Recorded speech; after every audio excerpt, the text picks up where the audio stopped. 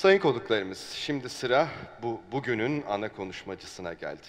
Bu yıl ana konuşmacımız Zenit Medya, İnovasyondan sorumlu Başkan Yardımcısı Sayın Tom Goodwin olacak. Sayın Tom Goodwin'in sunumları sonrasında da hatırlatalım, kendisinin yazarı olduğu Dijital Darwinizm adlı kitabın imza etkinliği olacak. Hezarfen salonunda gerçekleştirilecek bu imza etkinliği. Onu da notlarımızın arasına ekleyelim lütfen. Görevli arkadaşlarımız da dilerseniz siz değerli konuklarımızı eğer bulmakta zorlanırsanız Hezarfen salonuna doğru yönlendirecekler. Bu noktada Tom Goodwin'in kongremize ana konuşmacı olarak yer almasında verdiği destekten dolayı da Akbank yatırım hizmetlerine teşekkürlerimizi iletmeyi bir borç olarak biliyoruz. Ve o çerçevede de izninizle şimdi Akbank yatırım hizmetlerini tanıtıcı bir video olacak. Sizleri hep birlikte o videoyu izlemeye davet ediyorum. Buyurunuz.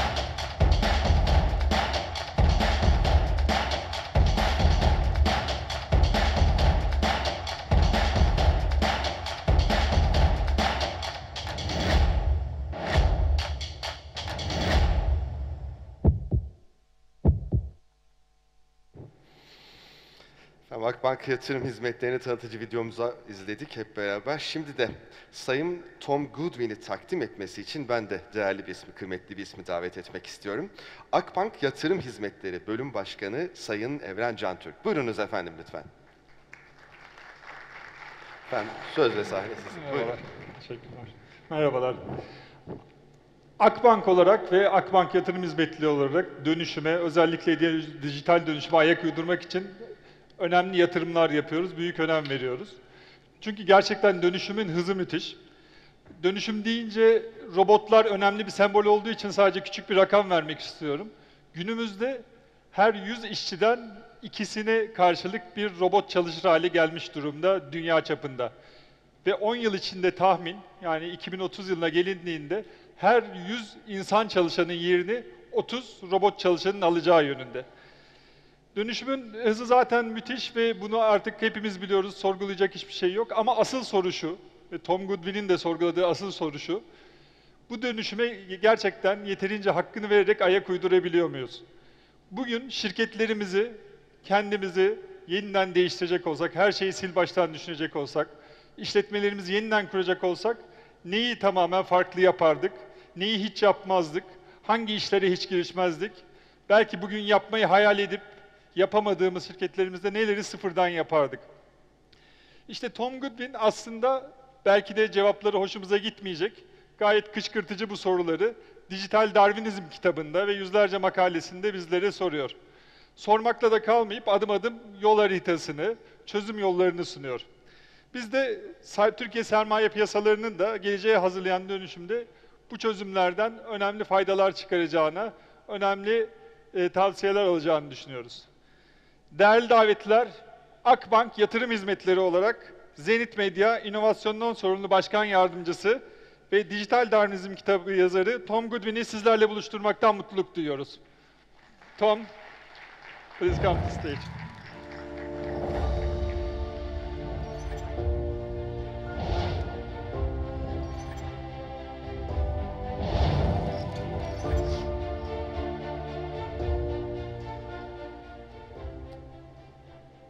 Good morning, everyone. Thank you so much for inviting me here to speak. This is always an incredible city to visit. So I want to say a big thank you to Turkish Capital Markets Association and Akbank for having me here. There is this amazing sense, I think, in this city that you are at a crossroads. Like historically, you have always been at a crossroads. Geographically, between the East and the West. And increasingly, technology makes geography less important. And instead, technology becomes an incredible element for change. And the real crossroads now is the past versus the future. It's what's possible versus what's reassuring. And I believe that this city and this country is extremely well placed to make the most of that transition. You have dealt with more change, and you have dealt with that change better than pretty much any other city and country on earth. So I'm here to be optimistic about what the technology will make possible. This is my presentation. I'm using the words innovation, disruption, transformation, and digital in one presentation. That is a lot to take in. So this is going to be about 60 minutes with many slides, and I want you to sit back, relax, and enjoy this presentation to see how it makes you feel. This will be available as slides for you to look at later on. This will be available as a video to look at later. So don't try and make sense of it now, just enjoy how this makes you feel. There has always been an incredible relationship between technology and creativity and society. This was the invention of the elevator in 1851. And it's the invention of the elevator that made skyscrapers possible. It completely changed the fabric of society and of cities. This would have been an amazing time to be an architect. The day when the elevator is invented allows you to do things you've only dreamt of doing before. It's something quite boring, like the invention of computer-aided design, which again became an incredible tool for innovation for architects. They were then able to go on and construct buildings like this that we'd never seen before. This is an amazing time to be an architect when computer-aided design is invented. Even something that seems quite benign, like Instagram, has made it a great time to be an architect, because now you get briefs to design structures like this. This is 250 million US dollars of something that exists only to be a background element in someone's Instagram photography. This is an entirely pointless building other than looking good in someone's social media feed. Technology has made the worlds of architecture and construction incredibly exciting places to be. But in the time that we have all been in business, we have seen incredible amounts of data created. We have seen the internet become transformative. We now have incredible processing power and knowledge in our pockets with our phones. And yet, routinely, the world does not give me any sign that companies are full of people who are excited to do their jobs right now. You get the feeling that many people in business are kind of burying their heads in the sand. They are hoping to survive long enough that they don't have to think about what the internet means. And I'm here to change that. The internet means incredible things for education. The smartphone means incredible things for retail, incredible things for governance, incredible things for finance. We need to get a little bit more excited. So in this 60-minute presentation, I'm hoping to change our body language, change the way we feel about change, and just get a little bit more excited, a little bit more optimistic, a little bit more driven by the amazing time it is to be in business. Even little examples like this goes to show what a retail experience could look like. There is no reason we have to put up with something quite as boring as Amazon if you can create an experience like this that feels rich, that feels tactile, that feels personal. There is no reason why booking a holiday can't feel like a seductive process where someone has got really excited about the power of design and the power of empathy. This is all possible now. We don't need augmented reality glasses. We do not need artificial intelligence. We do not need 5G. We need people who are optimistic and excited. So this presentation today, I'm going to take you through these 5 different chapters. I'm going to give you a bit of context to the changing world and my role right now.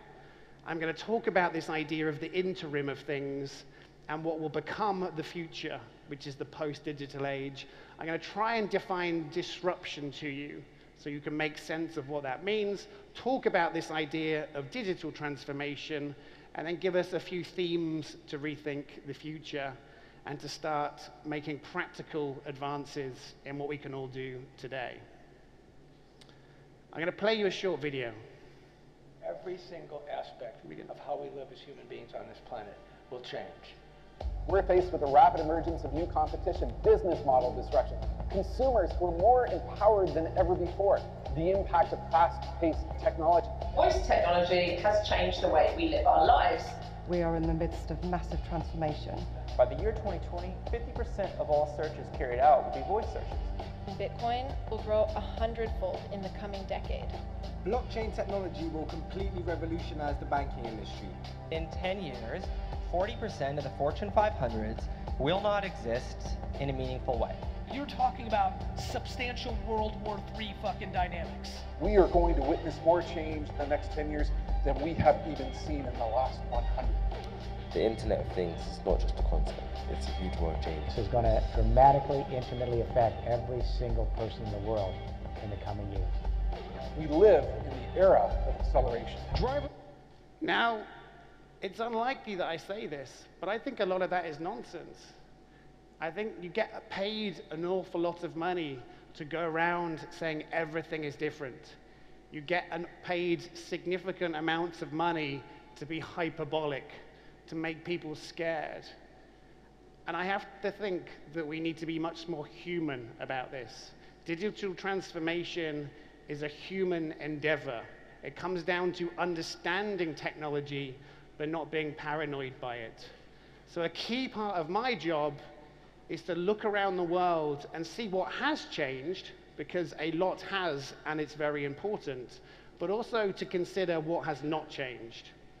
This is me in Milan about 4 weeks ago, and you notice that food delivery apps now have created an entire new class of workers.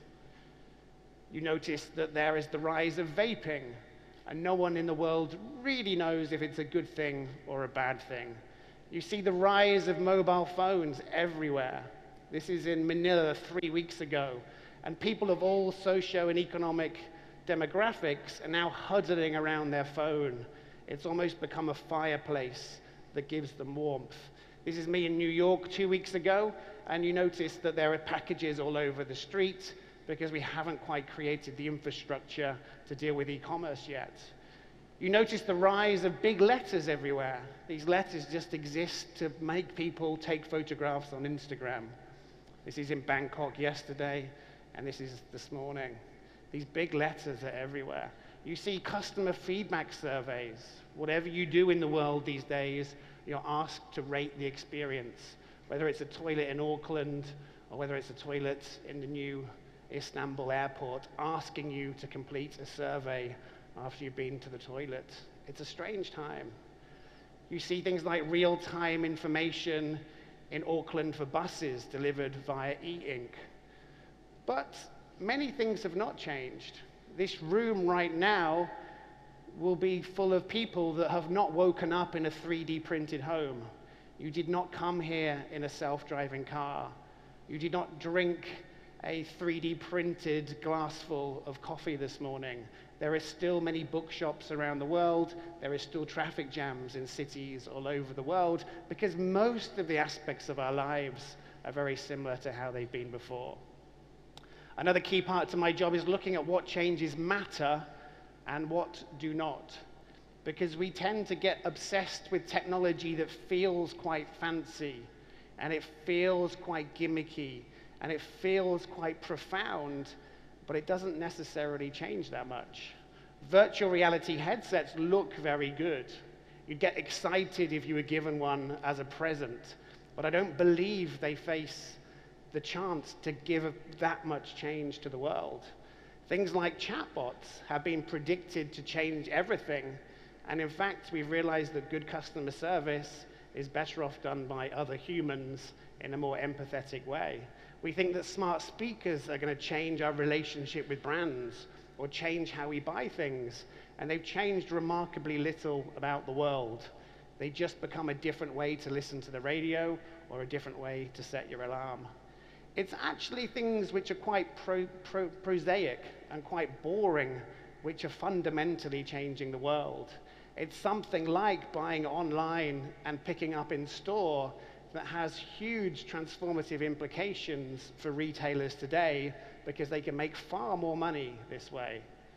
It's the fact that when you buy things on the internet, your choice of credit card is stored through cookies on your browser, which means that you have a very different relationship with your banking provider. This is a very significant change that few people are talking about because it doesn't look quite as fancy as a VR headset. And I like to look at where the change is. As you go around the world, you notice the change is spread in ununiform places. Most people like me, we go to world-class cities and we look at best-in-class experiences and we talk to trendy people. So we go to flagship stores like this, we go to bank branches of the future like this, we go to autonomous retailers in China like this, but the reality is that for most of the world, things do look more like this. Most people's buying experiences happen in shopping malls, which have not had big investments. Most people's bank branches look more like this. And to look at the distribution of this change is a very important thing. But by far the most important thing is to focus about the change which is due to technology, but also the changes in people that result from this. So yes, it's extremely important that I understand 5G. It's unbelievably important that I understand artificial intelligence. We all need to think about self-driving cars. We all need to be aware of blockchain and cryptocurrencies. We need to be thoughtful of 3D printing. But actually, it's moments like this which I think give us the real glimmers of the future. This is a screen in a public library in the UK, and the marks that you can see just about on the screen behind me are the sweat marks of disappointment. These are hundreds of small children have come up to this screen and tried to touch it and tried to manipulate the images. And they've realized it's not that kind of screen. And you start to realize that for young people today, they are growing up in an age full of technological disappointment. Because while technology progresses extremely quickly, and while what is possible changes quickly, their expectations and their hopes and their ambitions change even faster. So there's a disappointment gap. We need to be absolutely obsessed with how young people are behaving and how old people are behaving and what their expectations are, as well as technology. We need to look at things like this. This is a Russian supermarket, and within it, there is a kiosk to buy followers on Facebook and to buy likes on Instagram. And it makes me realize that while technology has changed how we like people and has changed how we connect with people, our fundamental human need for validation, to belong, to feel popular, to feel connected, those human values have really, really not changed. So I write for various publications, and I like to be professionally irritating. I like to challenge conventions and to ask questions, and it's from the debate that happens that I learn. And I try and get within the learnings that I have, advice that I give to our clients. And I try and understand, how do we make sure that our clients are not asleep at the wheel? Many, many people out there are so afraid of change that they are in denial, and they run the risk of not changing enough. But there are also many clients out there who are unable to sleep, because the headlines of today are full of people saying disrupt or die. The pace of change has never been faster. You're either a startup or a leave behind. Blockchain will change everything. And I think the truth lies in the middle. It's the nuance, it's the balance, it's the reassurance but awareness, which is where I like to give most of my advice. And I do that while working for Zenith and also for Publicis Group. So I think we're at this strange time that I'm calling the interim of things. It's not the Internet of Things, it's the interim. And there will be a period of time in the future where we can look back on these moments. Now, the interim of things is based on this idea that in the past, life was very simple. We would have devices that did one thing very well. We would listen to music on the Walkman, we would read newspapers, we would bank with checks and with credit cards, we would watch television. There was no ambiguity with any of these things, and everything worked. You would not wait for a firmware update when you pressed your light switch. You would not have to download a security patch to read your newspaper. And stores would be simple too. There was no online, there was no ambiguity about where your stock was kept. Life was very simple. That, I think, is the pre-digital age. And most of us here, and myself, we grew up in this era. And we are wired to deal with that pace of change. And we are wired to deal with life that is that certain, and it's that understood, and it's that traditional. And on top of these foundations of the past, we've constructed new things. So we now have TV sets where you can listen to the radio, and you can stream video, and you can join social networks, and you can buy things. This is a smart TV. We now have smart phones. These are entirely digitally converged devices, and they blend all of the boundaries that we knew. They blend what is online and what is offline. They blend what is around us and what is far away.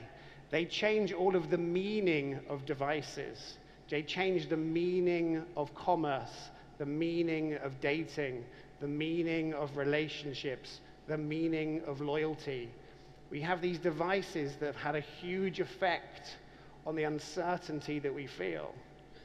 It means that stores now are both physical and also allow you to buy online. It means that we see a proliferation of devices on our coffee tables because now the architecture of TV is more complicated than ever. It means that we used to wake up to one inbox with hundreds of emails, and now we have inboxes on many different apps with many different people trying to speak to us in different ways. We can now lose friendships because we can't remember which app it was that someone tried to contact us on. We now don't know the etiquette of what form of media is appropriate to contact someone. We have now misunderstood the etiquette of being late, of committing to events. We have many problems with rights and copyright. We don't quite know how to deal with the legislation like GDPR. We have things like passwords. There will be a time when we look back on these changes and this period and we are confused by how we were able to survive like this. And things are going to get better. This is the start of me becoming more optimistic about what the future will mean. Because slowly we will realize that the technology is less important. It's much more interesting to focus on people and their new behaviors. And we can't be stupid about this. This is someone being asked to tick a box on a form to show they're not a robot. This is someone that has taken a digital form and applied it to the real world without thinking about it at all. And I think this sign, which is on my sister's fridge, saying no screens before school with 4 exclamation marks, this for me is symbolic of this period of time. Life is very complicated. We are very unsure. We don't quite know what is good behavior. We don't quite know what this technology means to us. And I think this is this period that I call the mid-digital age. And it means we look quite stupid. And it means we do quite silly things. and it means we feel quite stressed about technology. Now, I don't think we live at a time where the pace of change is necessarily faster than before. The advent of steel, the arrival of vehicles, even something like steam power actually created huge moments of change. I think what we really have at this time is this incredible tension between what we can do and what is possible and what is new and how we are comfortable and what is kind of just about working and what we are happy to do. It's that tension between the enormous possibility and the reluctance which I think gives us this anxiety in our stomach. And this is entirely normal. Every single form of new technology has created conflict and uncertainty and chaos and societal chaos. It could be the Luddites being concerned about automation and destroying looms. It could be the current wars in electricity between AC current and DC current. It is very normal that there is chaos when a new technology arrives. It is very normal that there is this mid-digital age where there is this complexity, where there is this confusion, this self-doubt, this absolute chaos, where we build the new on the old. There are people going around saying everything is different now. This always happens with the new technology. And there are also people going around saying everything is the same. We don't need to worry about it. And this is a huge thing that will be happening today at this event. And two more things. Like in this period of complexity, not that many people make money. In this period of chaos, it's very hard to know which horse to bet on, which technology will be transformative, which will be a distraction. And there is always this immense sense of fear of missing out in investment. People worry that they were too late for Facebook, or they were too late to invest in Twitter, or they were too late to invest in Snapchat. And they feel that if only they can be the first in Bitcoin, if only they can be the first in biotech, if only they can be the first in 3D printing, that somehow they won't miss out. These are all completely normal, historically proven experiences we all feel. And I'd like us to be aware of this, because when you understand how you feel, you can become more excited about the future. And what we always do with this new technology is we apply it to what we know best. So when steam was first invented, rather than replacing water wheels, which used to power the entire factory system of the industrial era, we simply use steam engines to lift up water to power the very same water wheels. We can only tend to apply a new technology to a process and a business model and a culture of what we've done before to start with, because we don't know any better. So the world around us looks like this. It's TV ads that we place on YouTube. It's catalogs from over 100 years ago that we place on digital screens. It's bank branches from the past that we turn into digital virtual branches. It's the current way that we do things. We take what we've done before and we add digital technology to them. And now is the second time. So I believe the post-digital age is where, instead of adapting what we've done before, we start to build from scratch what we should have done in the first place. It's actually to think about the post-digital age as this time where we understand the meaning of technology and the implications of technology, and we rethink what we make, how we make it, how we make money from that process. And that's entirely what my book is about. It's about how can we create what we should have done for this period of time. And I'd like to think it makes it a very optimistic and exciting read. So that's the first of the 3 chapters, and the second one here is about the power of disruption. Now, disruption is one of these words that's used all the time. And when a word is used all the time, it starts to lose meaning. It starts to become synonymous with other things.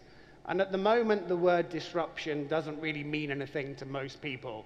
There is the Clayton Christensen definition of it, but that theory fails to explain the iPhone, it fails to explain Tesla, it fails to explain Bitcoin, it fails to explain Facebook, Snapchat, Twitter, Google, Tinder, Venmo.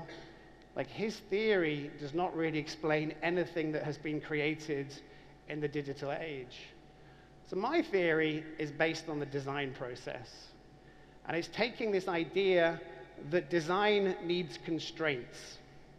As a person, if you are asked to draw anything, on anything, with anything, whenever you want, it's very hard to draw something. If you commissioned an architect and said to them, just build something somewhere, that wouldn't work. You need a budget, you need a site, you need a purpose. So design needs constraints. And what tends to happen is designs collectively follow these constraints to become better over time. I will explain this with some examples. But we have this iterative process of incremental improvement with different companies working together to get to the optimum design. And I call that an evolutionary funnel. So we have at the top this brief or this job to be done, and we have these assumed criteria which slowly funnel an idea down towards what is an optimum solution. This is how it works. So this is the world's first portable music player. It was extremely expensive. It was extremely heavy. It was extremely big. The battery life was terrible. The sound quality was awful. But it was the best personal music player the world had ever known. I don't know if many of you can remember this, but if you wanted to rewind a tape, you had to take it out and spin it around on a pencil. Or you could take it out and fast forward it, take it out again, turn it over, and it's as if you'd rewound it. Over time, this got better. So lots of companies worked together. They invented Dolby B and then Dolby C. They made it smaller, lighter, cheaper, and with better battery power. And then it got better again. It became only a little bit larger than the cassette itself. It became lighter, it became cheaper, the sound quality was amazing. We added radios to it, we added volumes on the headphones. We saw this lovely progression towards the best ever Walkman. But just as the best ever Walkman came out, we saw the advent of the worst ever Discman. But the worst ever Discman was still better than the best ever Walkman. And we saw what is a paradigm leap. Suddenly, all of the assumptions about the design of the Walkman are different. Suddenly, all of the material properties we are now working with are different. Suddenly, the problems that we face are now different. The experts that we need are now different. We used to have people that understood magnetic sensors. We used to have people that were good with making devices that were somewhat thick. We were used to people making motors that were high torque and low speed, and now all of a sudden we need very different experts and very different solutions. Now this, I believe, is a paradigm leap. We have gone from these assumed criteria, and we've gone to another evolutionary funnel with different criteria to improve on. And we end up with a vastly different but new solution. And we see the same progress happening with Discmans. We see them getting smaller, we see them getting cheaper, we see them getting lighter, we see them getting anti-shock. We have these experts that work towards a different optimum solution. And then just as the best ever Discman is made, we see the arrival of the worst ever MP3 player. But the worst ever MP3 player is still much better than the best ever Discman. We see the progress again with MP3 players. And just when the best ever MP3 player comes out, the worst ever iPhone comes out. But the worst ever iPhone is still better than the best ever MP3 player. But when you see this, you realize that the people that worked on this were different. The people that made the MP3 player had to understand software. They had to understand how you could get people to upload music to a device. They had to understand how to create memory and storage. The people that worked on the iPhone had to figure out completely different problems to do with intellectual property and what happens when you stream music. And all of these devices also changed human behavior. The Walkman allowed us to listen to music wherever we wanted.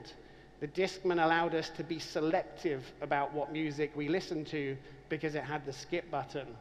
The MP3 player allowed us to have all of the music we ever wanted in one device.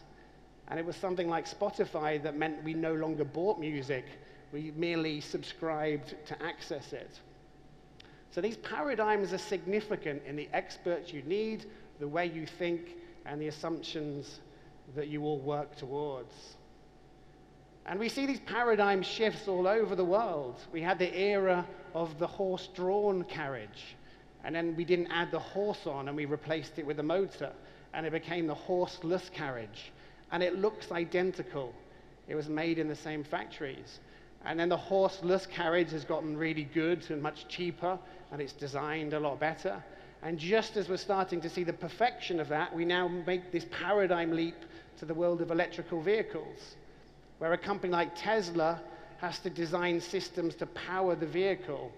It has to fit out a network of road chargers to allow people to take long journeys. The problems it solves are very different. And just as we're starting to perfect that technology, we may see the era of self-driving cars, where we no longer need to own vehicles, where vehicles no longer need to be designed to be the aggregate of different use cases, and instead they can become specialized to one purpose. It changes everything in the world of vehicle design. These paradigms exist in other places. We once would tell the time with the sun. Then we started telling the time through mechanical watches. And then the watches became very small so we could carry them with us. And then they became LCD. Again, the experts who made this were radically different to the experts who made the mechanical watch. And then just as watches have become really good, we now don't really wear them. Like, the main purpose of a watch today is to actually explain social status to somebody rather than to tell the time. We saw these paradigms in cameras. There was the world's first light-based camera, the world's first digital camera. And then now we take cameras with us everywhere.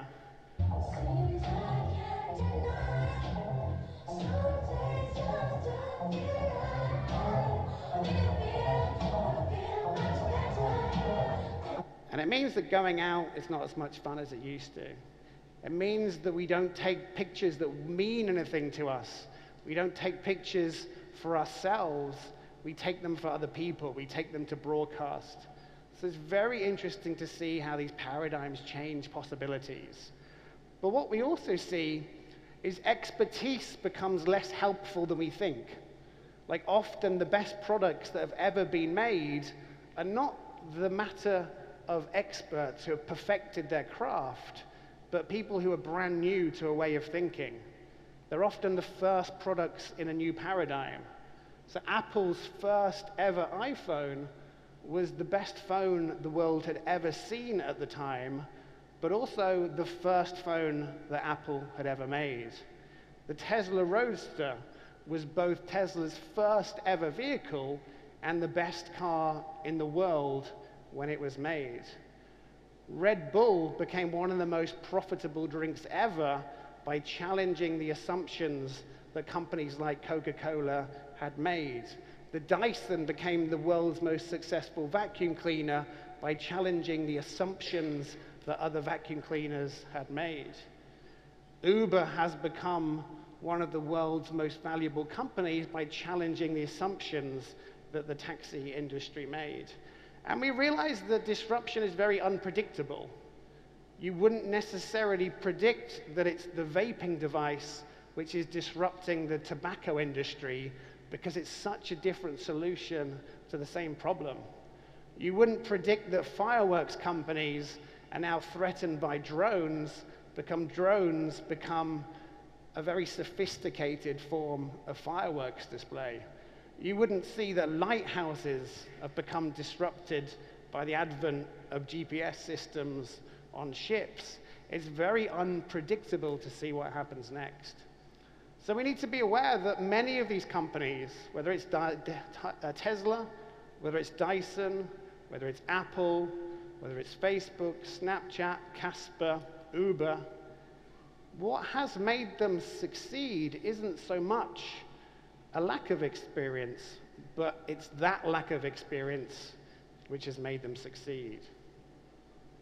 So for me, the power of disruption is much more about challenging assumptions. It's actually this process of getting breakthrough results by ignoring the assumptions that have limited others. And it makes me realize that everyone in business today would do a good job by almost hiring an 8-year-old niece or nephew, someone who doesn't know better, someone with the audacity to ask stupid questions, someone with the naivety to not know what they shouldn't do. Because often it's good to ask what expertise is holding us back. So the other chapter here is about digital transformation, which again is one of these terms that is used all the time. There are basically 3 ways to think about companies. There is this whole class of very new companies which have been built for the modern age. And these are the logos you see around the world. It's the Ubers, the Spotifys, the Teslas, the Snapchats, the Klarnas, the WhatsApps, the Nests. And they've become incredibly valuable very, very quickly. And they have done so by harnessing new technology and building around new customer expectations. But there are 2 other types of companies. And most of you today will work for a company that's in this area. And you have to digitally transform. And there are 2 ways to do this. And the way to think about it is to think about the depth of transformation. Because every company is like an onion. It has a core, and then it has concentric layers that are built upon a layer underneath it. At the very core of a business is its business model, its purpose, its reason to exist. And on top of that layer and that foundation, it creates products and services and experiences.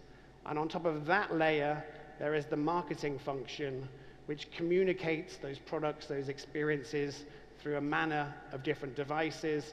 And on the outermost layer of any company, and what people most routinely experience, are the communications it puts out. It's the feelings it tells people. It's the way it explains itself to the world. Now, there are 2 types of companies here. There's one type which I call digitalized companies. And what they do is they do a very surface level, a very superficial type of change. They just change the marketing, or they just change the communications. They don't change the product. Now, this is very quick to do. It's very easy to do. It's very cheap to do. And more than anything else, it's very politically easy to do, because you don't need buy-in from different departments. If you want to create a new credit card with a new interest rate, it's not particularly hard. If you want to market your car in a new media channel, it's not particularly hard. And this is what we see most of the world doing. So if you go to a retailer and they've taken exactly the same premises and they've added an iPad, this is just the digitalization of that business.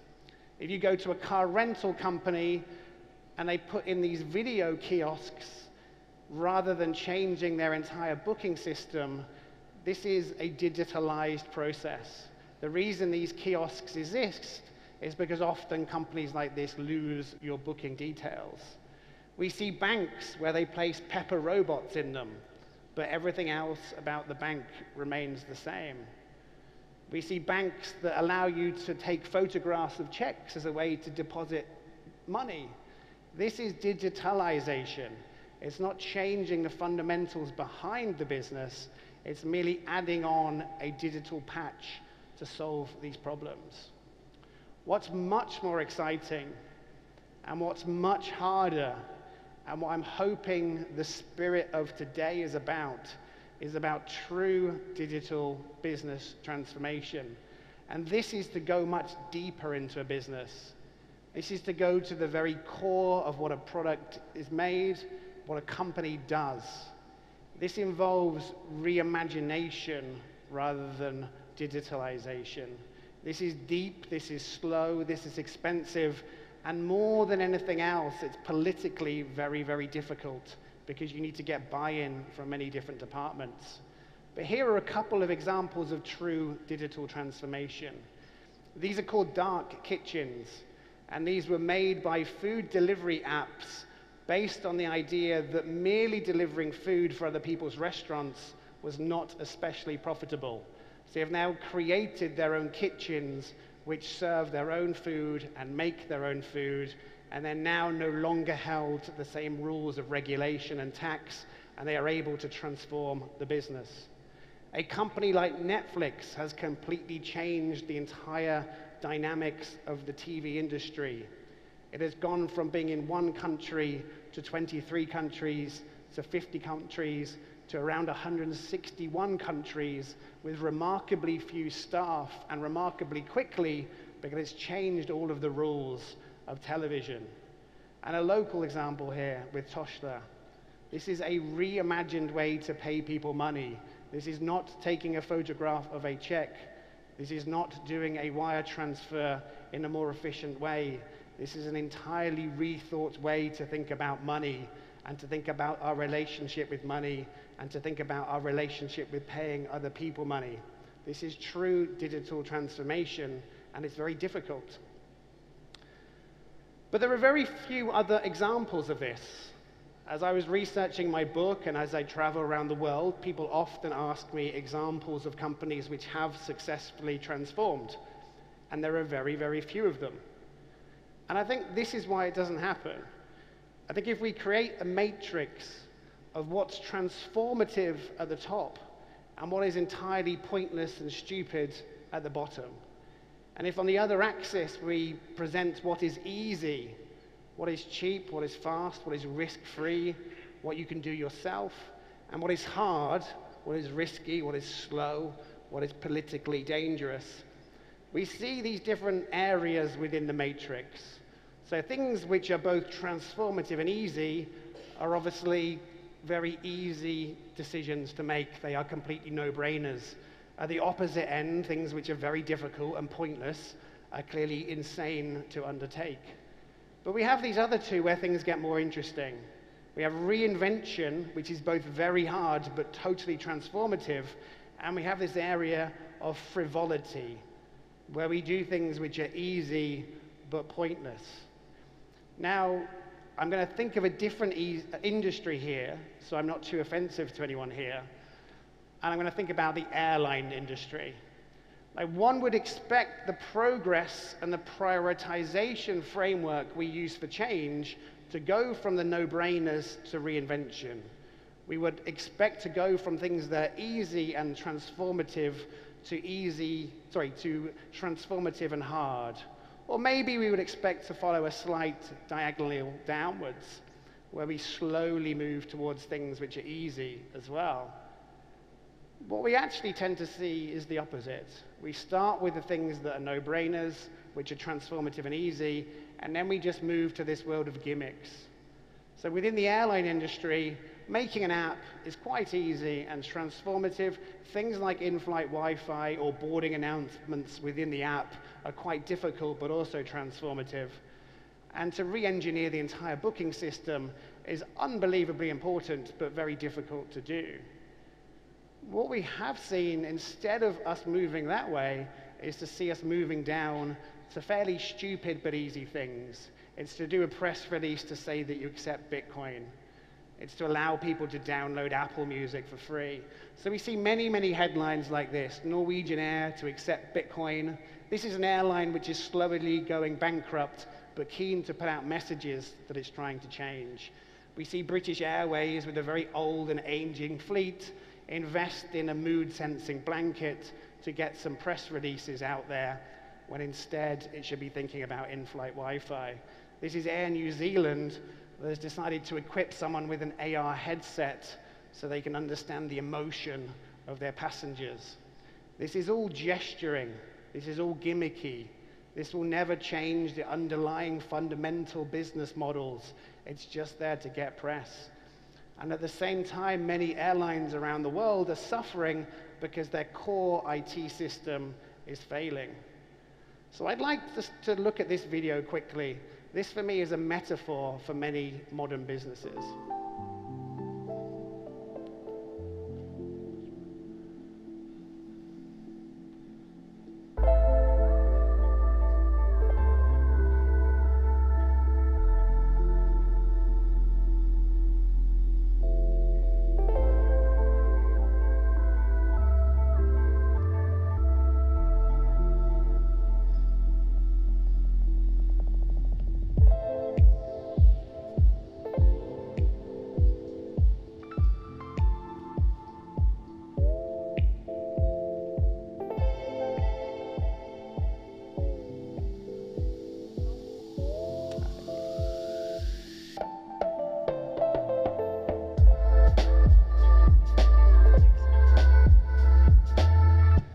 You will note that building does not look particularly safe.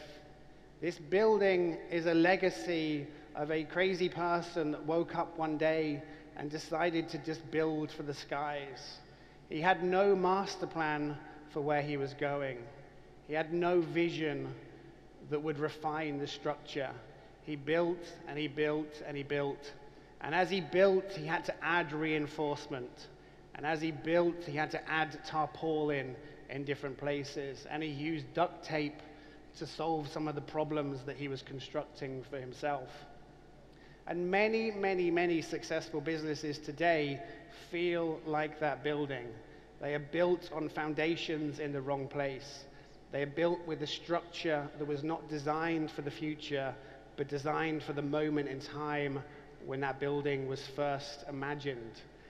And we need to understand that this is nobody's fault. Nobody has ever made a bad decision. No one is bad intentioned. This is a result of change that happens and incremental improvements that people make to try to survive. But we now face the reality, which is that many modern businesses are constructed for a slightly different era. They are this legacy and this accumulation of well-intended decisions that in retrospect we would not do. We now need to look at the buildings that we would construct today. And we need to think about the process of change. Like, how do we go about that process? Are we prepared to undertake the risk that we need to? Are we prepared to take the time that we need to spend the money that we need to? How do we start creating what the future of our business is? Are we like an old person that wants to have cosmetic surgery or therapy to act like they are young, or do we wish to merely have brand new kids that have our DNA, that have our enthusiasm, that have our support, and have our belief? And I think this analogy of children is a wonderful way to think about change. So just a few little things to end on. I think all companies need to be aware of lost relevance. The relationships that we used to have used to be with these service providers. It used to be the TV channels that we'd watch. It used to be the record labels that made music. It was the newspapers. It was banks. It was payment systems. And increasingly, our relationship is with these new digital customer interfaces. Our relationship moves to Netflix, not TV. It moves to Facebook or Twitter, and not magazines. We need to be aware that we now have more spoiled customers than ever before. We now expect free delivery. We expect to be able to watch any movie ever made for free anywhere on the planet whenever we want.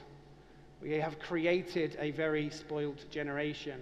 We need to focus relentlessly on customers and customer experience. We spend $500 billion a year in advertising, telling people that our products or services are great, but whenever we have to serve them and they are a customer, we think of that as customer service, which is a cost center to minimize. We have to realize that everyone deserves best in class. user interfaces. A neobank is not just for millennials. A great car dealership experience is not just for people buying their first car. A great way to send money to each other, a great way to do dating, a great way to buy a TV, a great education system. These are not things just to design for young people. They are to design for older people, because apart from anything else, older people tend to have all of the money these days. We should get better at understanding the power of the data that we have and design much more personalized experiences. Design experiences that are helpful. They do not infringe people's privacy, they merely give them much more personalized help. And I think there is a huge role for every company in here to increase the role that we play in people's lives. We are not just a bank, we are someone's financial partner who becomes a value provider for everything within our lives. You are not just a company that has gym equipment. You are there to help people live mentally and physically healthier lives. You are not just an e-scooter rental company. You are a mobility provider. Companies need to elevate their role within people's lives. So please get excited about technology. What used to be very hard is now very easy. Please get excited about personalization, about data, how we can add more value to people's lives. Please be aware that in this building right now, you probably work for a brand with incredible awareness and incredible trust and incredible employees.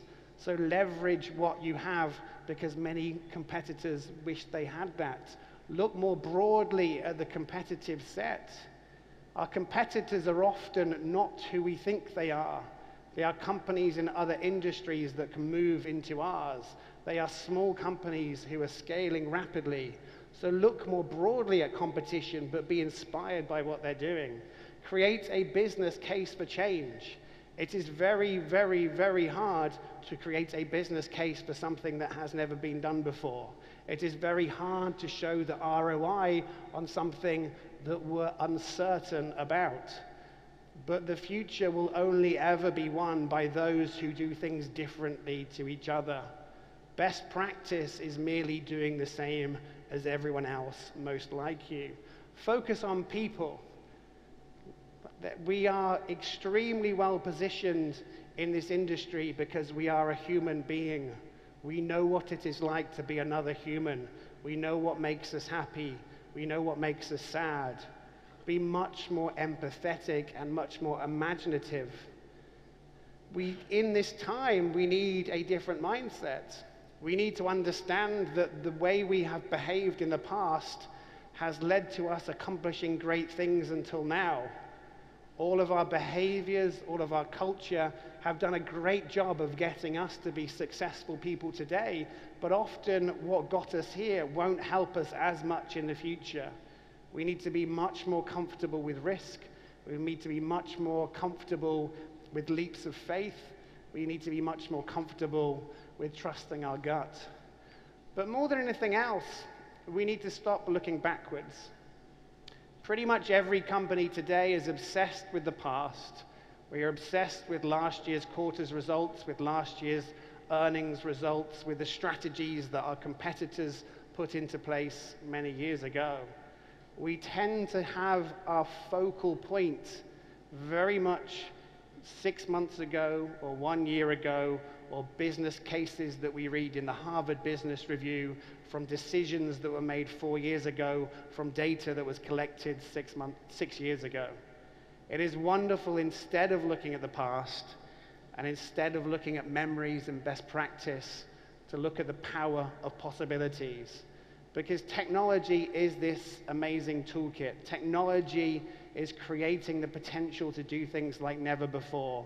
If the elevator created cities, if Instagram creates brand new forms of buildings, then just imagine what we can do by really understanding the power of the smartphone, the power of the internet of Things, the power of 5G. If you put all of those things together, and if you understand the incredible opportunity that you have right now to make a difference, I think you'll realize it's probably the best time there's ever been to work in business. Thank you very much.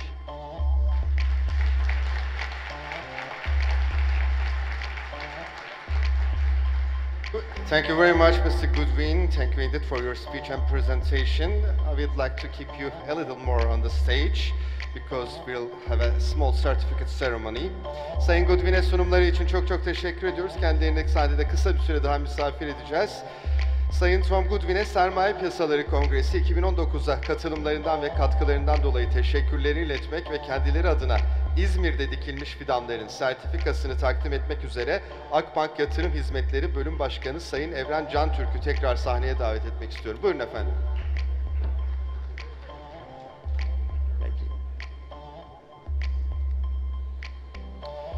Değerli konuklarımız, bu vesileyle çok önemli bir hatırlatmayı da sizlere duyurmak isterim.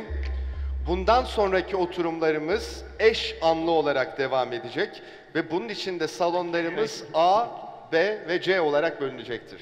Thank you very much.